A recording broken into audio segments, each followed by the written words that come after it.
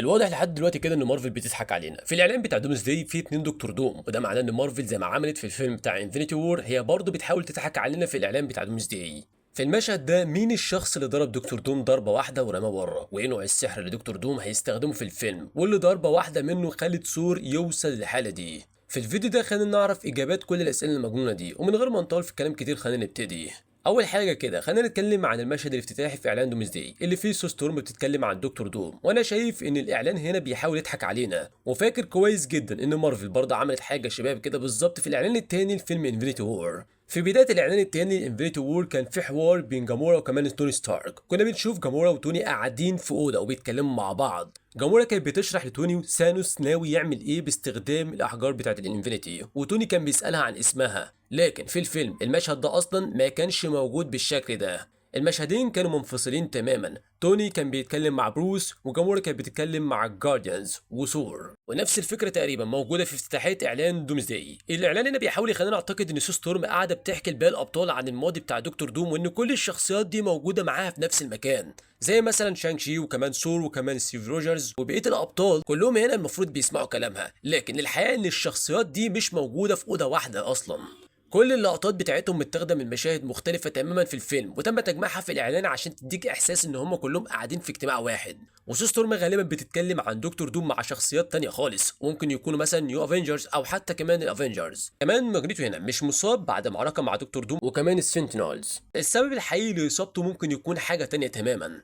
قبل المشهد ده ممكن يكون ماجنيتو دمر نيو جيرسي في عالم سبايدر مان بتاع توب ماجواير، والمعلومه دي تحديدا اتسربت قبل كده بسبب الممثل ايان ماكالن اللي قال بالخطا ان هم هيدمروا مدينه نيوجيرسي بالكامل في دومزداي. وبما اننا عارفين هنا ان الاكس مين هيكون ليهم علاقه بعالم سبايدر مان بتاع توب ماجواير، فممكن جدا تكون الاصابات اللي عند ماجنيتو حصلت اثناء الحدث ده. يعني من الاخر كده باختصار، في احتمال كبير جدا ان كل الشخصيات اللي شفناها في افتتاحيه الاعلان موجوده في اماكن واحداث مختلفه، لكن المونتاج بيحاول يقنعنا ان هم كلهم في نفس الاجتماع. دلوقتي بقى نروح للمشهد اللي عامل جدل كبير جدا مع الاعلان ده. هنا بنشوف دكتور دوم وهو بيكسر شباك الكاميرا بتاعت القياده بتصميم غريب جدا وبيخرج منه، لكن لو ركزنا كويس هنا هنفتكر ان مارفل كانت شاركت معانا من حوالي سنه صور من كواليس الفيلم، وكان ظاهر فيها نفس التصميم تقريبا ونفس شكل الكابينه. وفي الصور دي شفنا ثانج وكمان جون وكمان فالكون، والكابينه دي بصراحه كده بتوحي انها شكلها من المستقبل البعيد، وعشان كده في رايي دي غالبا هتكون كابينه قياده سفينه فانتاستيك فور، وده معناه ان دكتور دوم في اللحظه دي ممكن يكون موجود جوه السفينه مع باقي الابطال.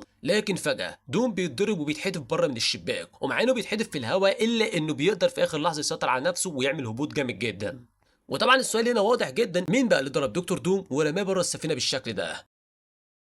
لان في اللحظه اللي بيكسر في ازاز الكابينه وبيخرج بره، لو ركزتوا شويه كده على بطيء هتلاقوا ان ظهره بيكون مواجه للكاميرا في الاول، وبعد كده وهو في الهواء بيغير اتجاهه. وكذا حد لاحظ ان اثناء الهبوط في حاجه شبه كده بالمطرقه بتطير مع دكتور دوم، فممكن جدا تكون دي مطرقه ثور. وبحسب النظريه دي حد هنا ضرب دكتور دوم بالمطرقه، وعشان كده بنشوفه طاير في الهواء مع المطرقه وبيقع. وممكن يكون اللي ضربه يا اما ستيف روجرز يا اما ثور، لكن بصراحه كده انا مش مقتنع ان دكتور دوم هنا اتضرب فعلا بالمطرقه. الحاجه اللي بتلمع واللي احنا شايفينها في اللقطه دي غالبا مش المطرقه اصلا، دي مجرد ازاز مكسور من شباك الكابينه اللي دكتور دوم خرج منه. وكمان لو ركزتوا مش هنشوف اي تاثير واضح للصاعقه بتاعه المطرقه، فعشان كده الضربه اللي خلت دكتور دوم يطير بالشكل ده غالبا جايه من شخصيه من اصحاب كده النفوذ الكبيره زي مثلا سنتري او حتى كمان ماجنيتو. وممكن كمان تكون سو ستورم اللي ممكن تكون كمان بتحاول تبعد عن ابنها. طبعا وارد جدا يكون اتضرب بالمطرقه، لكن انا بصراحه شايف ان اللي عمل كده غالبا واحد من الابطال. فلو انت بقى عارف حد معين هو اللي ضرب فعلا دكتور دوم قول لي في الكومنتات. ودلوقتي بقى في سؤال تاني برضه مرتبط بالموضوع ده، لو دكتور دوم قدر يوقف ضربه ثور قويه جدا بصباع واحد بس مثلا، ليه ما قدرش يوقف الضربه دي؟ خصوصا اننا عارفين ان السترون بريكر اقوى من المطرقه، فازاي ضربه بالشده دي قدرت تخليه يطير المسافه دي كلها؟ الاجابه ببساطه دكتور دوم ما كانش مستعد للضربه، لان دي غالبا هتكون اللحظه اللي الابطال فيها هيكتشفوا حقيقه دكتور دوم.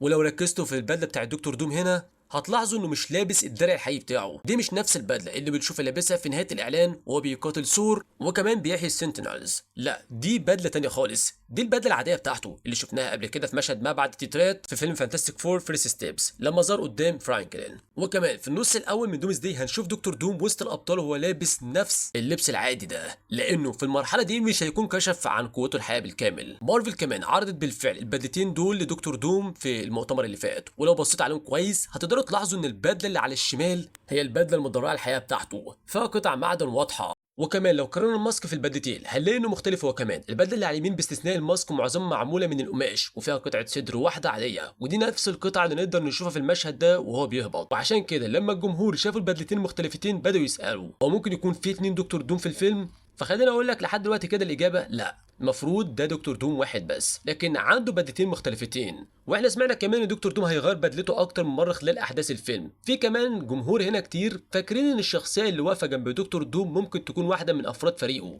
زي مثلا دكتور سترينج او واحده من الساحرات، خصوصا اننا في المشهد ده بنشوف جنب دكتور دوم شخصيه لابسه لبس اسود، وعلى حسب النظريات المنتشره ممكن تكون الشخصيه دي دكتور سترينج. لكن بالنسبه للمشهد ده تحديدا انا مش شايف ان الموضوع له علاقه بالنظريه دي، لان اللي موجود هنا هو دكتور دوم نفسه. وفي اللحظه دي غالبا الابطال هيكتشفوا الخطه الحقيقيه لدكتور دوم وبعدها هيبتدوا ان هم يهاجموه، لكن دكتور دوم وقتها هيكشف عن حقيقته، هيطلع ازاي الحقيقي بتاعه ويبدا يفرمهم كلهم. ودلوقتي احنا كلنا عارفين ان دكتور دوم هيعتمد بشكل كبير جدا على السحر بتاعه اثناء المعركه، لانه طبعا من الناحيه الجسديه مش اقوى من ثور، لكن بفضل السحر القوي اللي عنده يقدر في النهايه يبقى متفوق على كل اللي حواليه. واكيد طبعا لاحظتوا في الاعلان ان كل مره دكتور دوم بيستخدم قوته بنشوف مع السحر الاخضر بتاعه دخان اسود بيطلع منه. مثلا في اللقطه دي من الاعلان لما دكتور دوم بيهبط لمده جزء من الثانيه بنشوفه هو متغطي بالكامل تقريبا دخان بالاسود. وكمان في المشهد اللي بيرمي فيه الستورم بريكر وبعدها بيضرب ثور بالسحر بتاعه هنلاحظ ان مع اللون الاخضر فيه برضه دخان اسود طالع من ايده. وبنفس الطريقه في مالتي فيرس اوف مادنس واندا لما كانت برضه بتستخدم السحر بتاعها بعد ما استخدمت الدارك هولد وبدات تستخدم السحر كنا بنشوف برضه دخان اسود مع السحر الاحمر بتاعها. وطبعا السبب ان ده كان بيحصل مع واندا هو ان الدارك هولد كان افسد عقلها تماما. فهل ممكن في دومز داي دكتور دوم هو كمان يقع في ايديه الدارك هولد وبعد ما يقراه يتعرض للفساد؟ في الكوميكس دكتور دوم فعلا قدر يقرا الدارك هولد بالكامل من غير ما يتاثر او كمان يحصل له اي فساد، وكمان قدر يحقق كل القدرات اللي موجوده فيه واللي اصلا صعب جدا تحققها من غير ما العقل يتعرض للفساد. وقصاد ده كمان في نهايه مالتي فيرس اوف مادنس والمفروض هنا واندا دمرت كل نسخ الدارك هولد الموجوده في الكون المتعدد بالكامل. فعشان كده الكتاب ده مش الدارك هولد، غالبا ده كتاب اقوى من الدارك هولد نفسه. وانا بقول كتاب لسبب لاننا مؤخرا شفنا تسريب لكتاب بالشكل ده فعلا، وبحسب هنا الشائعات المنتشره الصوره دي فعلا اتاخدت في الحدث بتاع ديزني 23، والكتاب ده هيكون ليه دور في افساد عقل دكتور دوم في دومز داي. وفي تسريبات داخليه بيقول ان اسم الكتاب هيكون وور اوف جاد، والكتاب ده قوته مرعبه لدرجه ان استخدامه ممكن يسيب علامه دايمه على العظم بتاعك تقدر تقرا الكتاب وانت ملتزم بالحدود والقواعد بتاعته، لكن لو كسرت الحدود دي هتتصل بشكل مباشر بمؤلف الكتاب واللي هو كائن من بعد تاني. فلو دكتور دوم في دومز داي هيستخدم كتاب بالشكل ده فممكن جدا يكون الدخان الاسود اللي بيظهر مع سحره هو دليل على ان عقله بدا يتعرض للفساد. وبصراحه كده الفكره دي ممكن تطلع جامده جدا.